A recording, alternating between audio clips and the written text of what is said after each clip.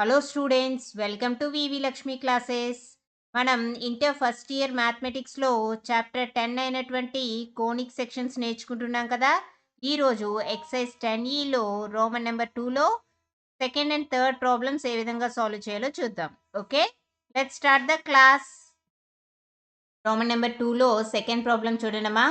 ఏమంటున్నారు? The cable of a uniformly loaded suspension bridge hangs in the form of parabola. Okay, so ఇక్కడ ఏమంటున్నారు? The cable of a uniformly loaded suspension bridge. ఈ విధంగా ఒక suspension bridge అనేది ఉందమ్మా. So ఈ సస్పెన్షన్ బ్రిడ్జ్ యొక్క కేబుల్ అనేది ఏ విధంగా ఉందట? పారాబులాలా ఉంది అంటున్నారు. ఓకే, అంటే ఈ విధంగా ఉంది. ఓకే, అర్థమవుతుందమ్మా ఏ విధంగా ఉంది? పారాబులాలా ఉంది అని చెప్పారు. ఓకే, నెక్స్ట్ ఇక్కడ ఏమంటున్నారు? The road way which is horizontal and 100 metres long అంటున్నారు. సో ఈ రోడ్ వే ఏదైతే ఉందో అమ్మా, అది హారిజంటల్ ఉంది అండ్ ఎంత లెంత్ అని ఇచ్చారు? 100 మీటర్స్ లెంత్ అని ఇచ్చారమ్మా. ఓకే, సస్పెన్షన్ బ్రిడ్జ్ యొక్క లెంత్ అనేది 100 మీటర్స్ లాంగ్ అని ఇచ్చారు and supported by vertical wires అని ఇచ్చారు. ఓకే, ఇక్కడ ఏమంటున్నారు? ఈ బ్రిడ్జ్ అనేది వర్టికల్ వైర్స్ ద్వారా సపోర్ట్ చేయబడుతుందని చెప్పారు. అండ్ ఇక్కడ ఏవైతే లాంగెస్ట్ వైర్ ఉందో ఆ లాంగెస్ట్ వైర్ యొక్క లెంత్ అనేది 30 మీటర్స్ ఇచ్చారు. అండ్ ఏదైతే షార్టెస్ట్ వైర్ ఉంటుందో, షార్టెస్ట్ వైర్ ఎక్కడ ఉంటుంది? ఈ మిడిల్లో ఉంటుంది షార్టెస్ట్ వైర్ అనేది. సో ఈ మిడిల్లో ఉన్న షార్టెస్ట్ వైర్ యొక్క లెంత్ అనేది ఎంత ఇచ్చారు? 6 మీటర్స్ ఇచ్చారు. ఓకేనా, అర్థమైందా? అయితే మనం ఏం ఫైండ్ చేయాలి అంటే, find the length of supporting wire attached to the 18 metres from the middle. ఓకేనా, అయితే ఇక్కడ ఏమంటున్నారంటే అమ్మా, ఇక్కడ మిడిల్లో నుంచి, మిడిల్ పాయింట్ ఉంది కదా, ఈ మిడిల్ నుంచి 18 మీటర్స్ దూరంలో, ఓకే 18 మీటర్స్ దూరంలో ఉన్న సపోర్టింగ్ వైర్ యొక్క లెంత్ అనేది ఫైండ్ చేయమంటున్నారమ్మా. ఓకే, 18 మీటర్స్ దూరంలో ఉన్న సపోర్టింగ్ వైర్ యొక్క లెంత్ అనేది మనం ఫైండ్ చేయాలి. ఇక్కడ నేను ఏదైతే లాంగెస్ట్ వైర్ ఉందో ఆ లాంగెస్ట్ వైర్ అనేది ఏబి అని తీసుకుంటున్నానమ్మా. అండ్ షార్టెస్ట్ వైర్ అనేది ఓసి అని కన్సిడర్ చేస్తున్నాను. ఓకేనా, సో ఏదైతే ఇక్కడ ఓ అంటున్నానో ఆ ఓ అనేది ఈ పారాబోలా యొక్క వర్టెక్స్ అని కన్సిడర్ చేస్తున్నాను. అంటే చూడండి, ఇప్పుడు నేను ఇక్కడ ఏ విధంగా తీసుకుంటున్నానంటే, ఎక్స్ యాక్సెస్ అనేది ఈ విధంగా తీసుకుంటున్నానమ్మా. అండ్ వై యాక్సెస్ అనేది అలాంగ్ ద షార్టెస్ట్ వైరు, అంటే ఈ విధంగా తీసుకుంటున్నాను. Along the shortest wire Y axis అనేది కన్సిడర్ చేశాను. డయాగ్రామ్ అనేది జాగ్రత్తగా అర్థం చేసుకోండమ్మా. మీకు ఇది క్లియర్గా అర్థమైతే కనుక ప్రాబ్లం అనేది చాలా ఈజీ. ఓకే, అండ్ ఇక్కడ మనం ఏదైతే చూడండి, మిడిల్ పాయింట్ నుంచి 18 మీటర్స్ డిస్టెన్స్లో సపోర్టింగ్ వైర్ లెంత్ కదా ఫైండ్ చేయాలి. అది నేను ఏమని తీసుకుంటున్నానంటే డిఈ అని తీసుకుంటున్నాను. అదేమని తీసుకుంటున్నాను? డిఈ అని తీసుకుంటున్నాను. ఈ డిఈ అనేదే మనం ఫైండ్ చేయాల్సింది.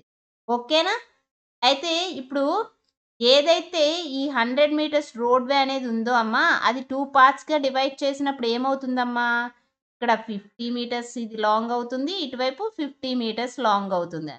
అంతేనా? 50 మీటర్స్ 50 మీటర్స్. ఓకేనా, అంటే ఇప్పుడు బి అనే పాయింట్ వై యాక్సెస్ నుంచి ఎంత దూరంలో ఉంది?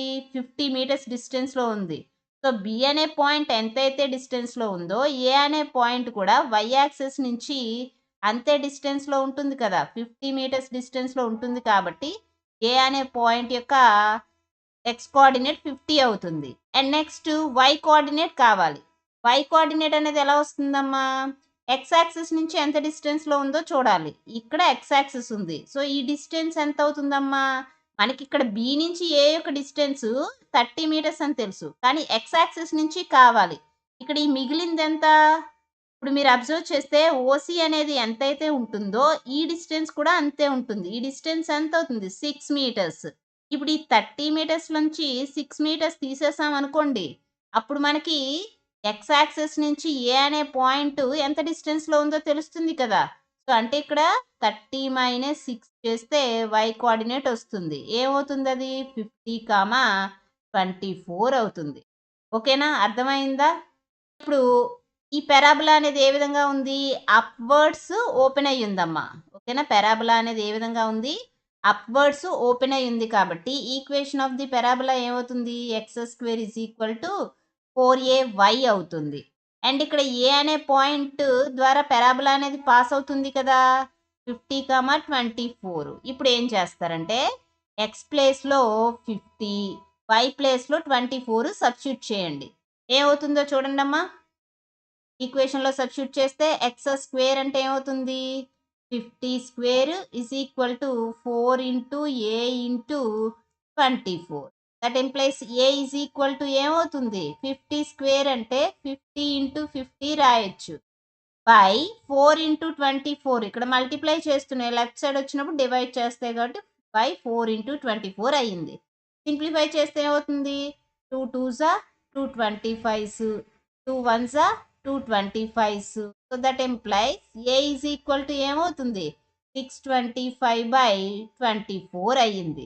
Therefore equation of the parabola ఏమవుతుంది? x² = 4 × a అంటే 625/24 ఇంటూ y. సింప్లిఫై చేయండి, ఏమవుతుంది? 4 6 24. దట్ ఇంప్లైస్ ఇక్కడ 6 అనేది డివైడ్ చేస్తుంది కాబట్టి లెఫ్ట్ సైడ్ వస్తే మల్టిప్లై చేస్తుంది. 6x² = 625 × y అయ్యింది. ఓకే, ఇంతవరకు అర్థమైంది కదా?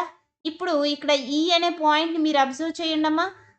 ఈ అనే పాయింట్ ఇదే కదా. సో ఈ అనే పాయింట్ కోఆర్డినేట్స్ ఏమవుతాయమ్మా? ఫస్ట్ ఎక్స్ కోఆర్డినేట్ కావాలంటే అది y యాక్సిస్ నుంచి ఎంత డిస్టెన్స్లో ఉందో చూడండి. సో y యాక్సిస్ నుంచి ఎంత డిస్టెన్స్లో ఉంది? ఇక్కడ C నుంచి D అనే పాయింట్ ఎంతైతే డిస్టెన్స్లో ఉందో O నుంచి E అనే పాయింట్ అంతే డిస్టెన్స్, అంటే 18 మీటర్స్. సో ఈ అనే పాయింట్ యొక్క ఎక్స్ కోఆర్డినేట్ 18 అవుతుంది. నెక్స్ట్ ఎక్స్ యాక్సిస్ నుంచి చూడండి. సో ఇక్కడ ఎక్స్ యాక్సిస్ నుంచి ఎంత డిస్టెన్స్లో ఉందో తెలియాలి, కానీ మనకు అది తెలియదు కాబట్టి అది ఆర్ అనుకుందాం. ఎక్స్ యాక్సిస్ నుంచి ఈ అనే పాయింట్ ఆర్ యూనిట్స్ డిస్టెన్స్లో ఉందనుకుంటే వై కోఆర్డినేట్ ఆర్ అవుతుంది. అండ్ ఇక్కడ పారాబోలా అనేది ఏదైతే ఉందో ఆ పారాబోలా ఈ అనే పాయింట్ ద్వారా కూడా పాస్ అవుతుంది కదా. కాబట్టి ఏం చేద్దామంటే ఇక్కడ అగైన్ ఎక్స్ ప్లేస్లో 18, వై ప్లేస్లో ఆర్ సబ్స్టిట్యూట్ చేయండి. ఏమవుతుంది? దట్ ఎంప్లైస్ 6 × x² అంటే 18², దట్ ఈస్ 18 × 18 = 625 × y అంటే ఇక్కడ ఏంటి? r. దట్ ఎంప్లైస్ r ఏమవుతుంది? 6 × 18 × 18 బై 625.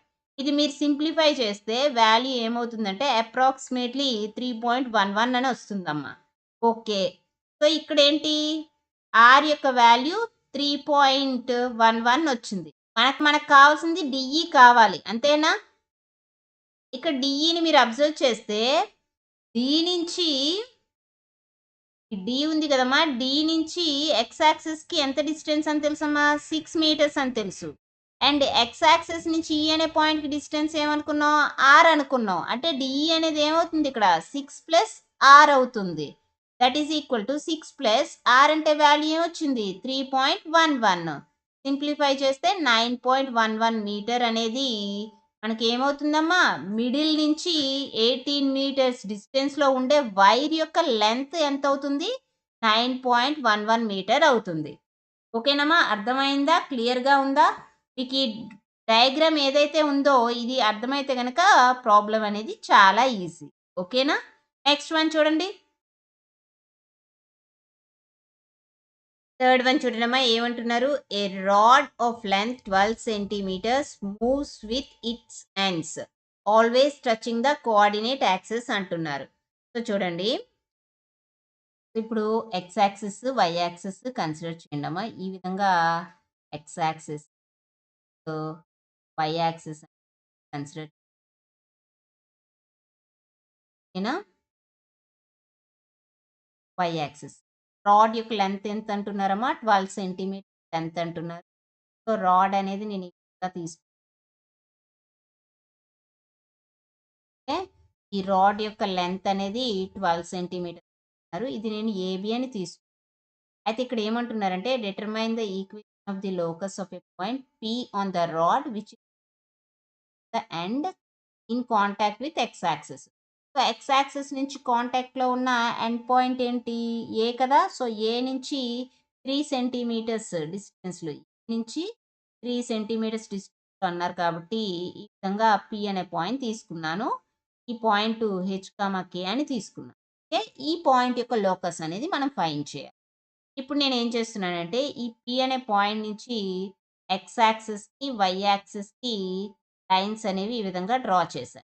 ఓకేనా? ఇప్పుడు మీరు అబ్జర్వ్ చేస్తే ఈ వై యాక్సిస్ డ్రా చేసిన పర్పెండిక్యులర్ ఏమో పీక్యూ అని తీసుకున్నాను. అండ్ ఎక్స్ యాక్సిస్‌కి పీఆర్ అని తీసుకున్నాను. పీక్యూ అనేది ఏమవుతుందమ్మా? ఈ పి అనే పాయింట్ యొక్క ఎక్స్ కోఆర్డినేట్ ఎంత? హెచ్. ఆర్ అనేది పీఆర్ అనేది ఏమవుతుంది? వై కోఆర్డినేట్ కే అవుతుంది. ఓకేనా? ఇంతవరకు అర్థమైంది కదా? ఇక్కడ నేను ఇప్పుడు ఈ యాంగిల్ అనేది టీటా అనుకున్నాను అనుకోండి. ఇక్కడ ఏ దగ్గర కూడా యాంగిల్ టీటా అవుతుంది. అండ్ ఇది రైట్ యాంగిల్ ట్రయాంగిల్ కాబట్టి ఇది ఎంత అవుతుంది? 90 డిగ్రీస్. సో, ఇక్కడ పి దగ్గర యాంగిల్ ఏమవుతుంది? 90 మైనస్ టీటా అవుతుంది. ఓకేనా? ఇంతవరకు క్లియర్‌గా ఉంది కదా? అండ్ ఏ నుంచి ఎంత డిస్టెన్స్‌లో? 3 సెంటీమీటర్స్ డిస్టెన్స్‌లో. అంటే ఇక్కడ పిఏ అనేది ఎంత? 3 సెంటీమీటర్స్. అండ్ మనకి ఏబీ అనేది ఎంత? టోటల్ రాడ్ యొక్క లెంత్ 12 సెంటీమీటర్స్ అని తెలుసు. సో, ఈ రెండిటి నుంచి మనకి పీబీ ఏమొస్తుంది? టోటల్ లెంత్‌లోంచి అంటే రాడ్ యొక్క లెంత్ ఏబీ నుంచి పిఏ అనేది సబ్ట్రాక్ట్ చేయండి. ఏమవుతుంది? 12 - 3 చేస్తే 9 సెంటీమీటర్స్ వస్తుంది. ఓకేనా? సో, ఇది 9 సెంటీమీటర్. ఇప్పుడు ట్రయాంగిల్ పీబీక్యూ నుంచి మనం కాస్ థీటా ఈక్వల్ టు ఏం రాయొచ్చు? Cos theta equal to adjacent side. ఇక్కడ ఎడ్జసెంట్ సైడ్ అంటే పీక్యూ బై హైపోటెనస్. హైపోటెనస్ ఏంటి? పీబీ. పీక్యూ అంటే ఇక్కడ ఏంటి? హెచ్ కదా? H by 9. ఇది ఈక్వేషన్ 1 అనుకుందాం. ఇదే విధంగా ట్రయాంగిల్ పిఆర్ఏ నుంచి మనం సైన్ థీటా ఈక్వల్ టు ఏం రాయొచ్చు? Opposite side. ఇప్పుడు థీటాకి ఆపోజిట్ సైడ్ అంటే ఇక్కడ ఏముంది? పిఆర్ అనేది ఆపోజిట్ సైడ్. కాబట్టి పిఆర్ బై హైపోటెనస్ ఏంటి? పిఏ. పిఆర్ అంటే వాల్యూ కే. పిఏ అంటే 3. ఇది ఈక్వేషన్ 2 అనుకున్నాను.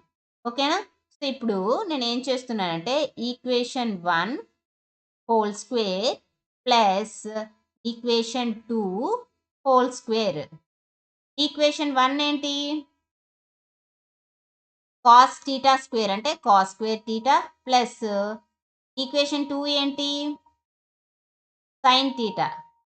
Sign square theta that is equal to cos square theta అంటే H by 9 whole square that is H square by 81 plus sine square theta అంటే K square by 9. ఓకేనా? Cos square theta plus sine square theta అంటే value ఎంత తెలుసు? 1 అని తెలుసు. So, 1 is equal to H square by 81 plus K square by 9 అవుతుంది. ఇదేంటి? P అనే పాయింట్‌కి. ఈ విధంగా పి అనే పాయింట్ మీరు మూవ్ అవుతూ ఉంటే లోకస్ ఏమవుతుంది? Equation of the locus of P is ఏమవుతుంది? హెచ్ ప్లేస్‌లో ఎక్స్, వై ప్లేస్‌లో కే సబ్స్టిట్యూట్ చేయండి. X square by 81 plus Y square by 9 is equal to 1. Okay. So, this is the equation of the locus of the point P అవుతుంది. ఓకేనా? క్లియర్‌గా ఉంది కదమ్మా? So, ఈ క్లాస్‌లో మనం ఏం నేర్చుకున్నామమ్మా? ఎక్సర్సైజ్ 10ఈలో రోమన్ నెంబర్ 2లో సెకండ్ అండ్ థర్డ్ ప్రాబ్లమ్స్ ఏ విధంగా సాల్వ్ చేయాలో నేర్చుకున్నాం కదా! రిమైనింగ్ ప్రాబ్లమ్స్ నెక్స్ట్ క్లాస్‌లో నేర్చుకుందాం. ఈ క్లాస్ మీకు నచ్చినట్లయితే like, share, subscribe. Thank you for watching. Keep learning.